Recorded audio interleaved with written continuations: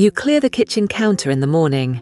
By evening, a shopping bag, 2 envelopes, a charger, and something that belongs upstairs have quietly appeared there again.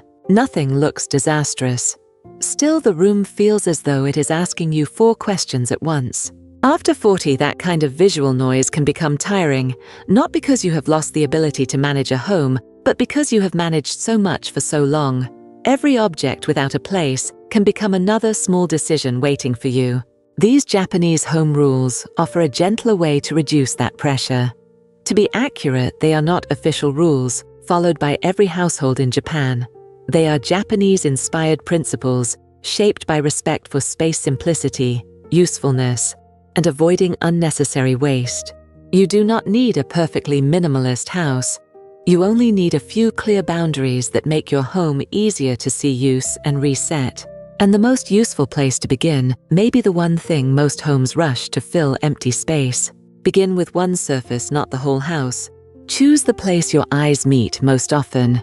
It may be the kitchen counter you see first in the morning, the table beside your favorite chair, the top of a dresser, or the bathroom counter where your day begins.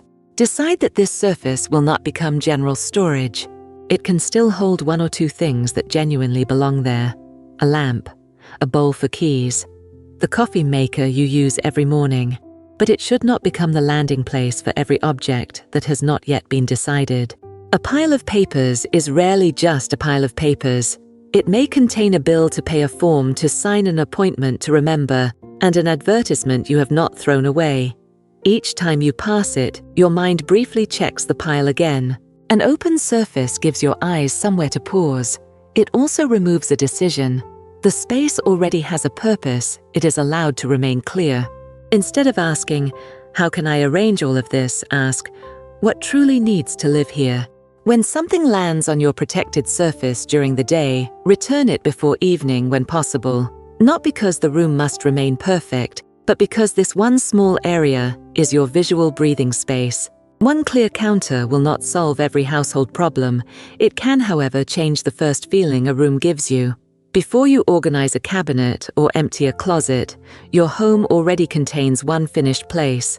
A calm home is not a home where nothing is used. It is a home where the things you use are easy to return. Look at the objects that wander through your rooms: reading glasses, phone chargers, scissors, medication, hair ties, remote controls, reusable bags, unopened mail, and the cardigan you remove every evening. When an object has no obvious home, you make the same decision over and over. Where should this go? Should I leave it here? Will I remember it later? The answer does not need to be a complicated organizing system. It needs to be close and simple to use. If you always remove your glasses beside the sofa, their home should probably be beside the sofa. If reusable bags enter through the back door, store them near that door. If you take medication at breakfast, keep it safely where that routine actually happens. Do not organize for an imaginary version of yourself who has unlimited energy and always walks across the house to return everything beautifully. Organize for the real woman who reaches 7 in the evening and wants the easiest possible next step. A small tray can be better than a deep drawer. One hook can be better than a complicated closet system.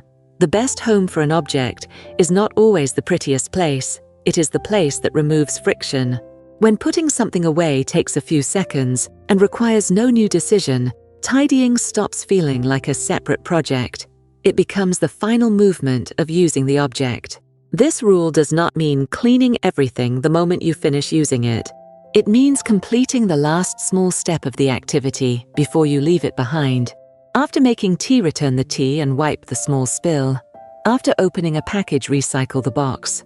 After reading the mail, discard what you do not need and place the actionable paper where you will handle it. After using a blanket, fold it once and return it to the chair or basket. The point is not discipline. The point is closure. Many activities are left almost complete. The meal is finished, but the cutting board remains. The laundry is folded, but the stack stays on the chair. The product is removed from its packaging, but the wrapping waits on the counter. That final step is usually short. Leaving it undone can make the whole room feel unfinished. Keep the reset small. Returning a book does not require reorganizing the shelf. Wiping one spill does not require scrubbing the kitchen.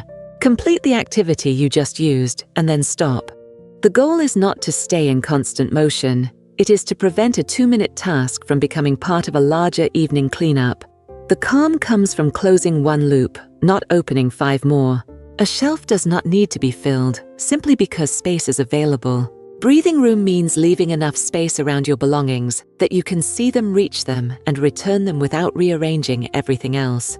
This could be an open section on a bookshelf, a gap between objects on a dresser, or enough room in a kitchen drawer to remove one utensil without lifting several others. A packed storage area often creates hidden work. You shift objects, balance stacks, search behind things, and remember what is buried at the back. The room may appear tidy, but every simple action asks for extra effort. Try removing only enough to make movement easy. In the kitchen, keep the bowls you regularly reach for in the easiest position. In the bathroom, keep current products near the sink instead of displaying every backup. In the closet, give everyday clothing enough space that you can remove one item without pulling down 3 others. Leaving part of a shelf empty is not wasting storage. The space itself is helping the system work. Let the drawer open without resistance. Let the closet show you what is inside. Empty space does not have to look cold. In a lived-in home, it can simply mean there is room for your hands, your eyes, and your day to move more easily. Small decorative objects can make a room personal. They can hold memories, bring in color, and remind you of people or places you love. But when every surface carries several small pieces, those pieces begin asking for maintenance. Each object gathers dust. Each one must be lifted, cleaned around, returned, and protected from being knocked over. A collection that once brought pleasure can slowly become another job. You do not need to remove every photograph, souvenir candle, or handmade object. Ask whether each item still earns the space and attention it receives. Choose the pieces you genuinely notice. One framed photograph may feel more meaningful than 8 frames competing on the same shelf. One ceramic bowl can have more presence than several objects crowded together. 3 related keepsakes may feel calmer when grouped intentionally. Working surfaces deserve special care. The kitchen counter, bathroom vanity, dining table, and bedside table already support daily actions. When they also hold many decorations, using and cleaning them becomes harder. Ask, does this object add comfort, or does it add something else to manage? There is no correct number. The aim is to let the objects you love remain visible without making every surface busy. When fewer things compete for attention, what you keep often becomes easier to appreciate. The entrance is where the outside world enters your home. Shoes, coats, packages, keys, receipts, umbrellas, and bags can collect there quickly. Before you have settled inside, you are looking at a new group of decisions. Create a small arrival zone that answers only a few practical questions. Where do the keys go? Where does the everyday bag go? Where do shoes stop?